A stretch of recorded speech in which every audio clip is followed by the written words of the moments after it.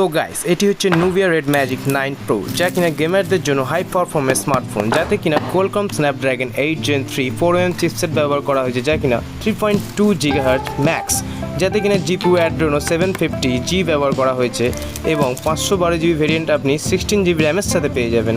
AMOLED display, যা কিনা under display অবশ্যই ফিঙ্গারপ্রিন্ট সেন্সার পেয়ে যাচ্ছেন।